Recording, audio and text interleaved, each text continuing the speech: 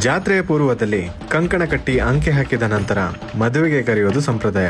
ಆ ಸಂಪ್ರದಾಯದ ಪ್ರಕಾರ ಮಾರಿಕೋಣವನ್ನ ಶಿರಸಿಯ ಪ್ರಮುಖ ಬೀದಿಗಳಲ್ಲಿ ಆಮಂತ್ರಿಸಲು ಮೆರವಣಿಗೆ ಮೂಲಕ ಕರೆದೊಯ್ಯಲಾಗುತ್ತೆ.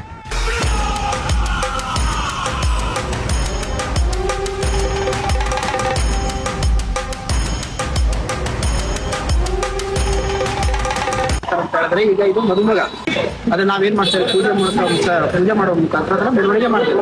ಈಗ ಅದನ್ನ ಏನ್ ಮಾಡ್ತೇವೆ ಅಂದ್ರೆ ಜಾತ್ರೆಯಲ್ಲಿ 7 ದಿನಗಳ ಕಾಲ ನನ್ನ ನೇತೃತ್ವಕ್ಕೆ ವಹಿಸ್ತಾರೆ.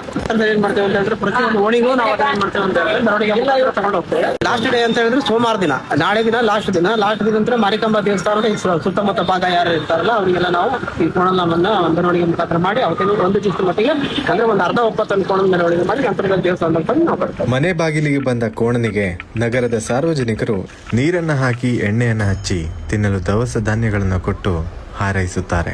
ಈ ಮೆರವಣಿಗೆ ಸೋಮವಾರ ಮಧ್ಯಾಹ್ನದ ತನಕ ಇರುತ್ತೆ. ಮಂಗಳವಾರದಿಂದ ಜಾತ್ರಾ ಮಹೋತ್ಸವದ ವಿಧಿ ವಿಧಾನಗಳು ಆರಂಭವಾಗುತ್ತೆ.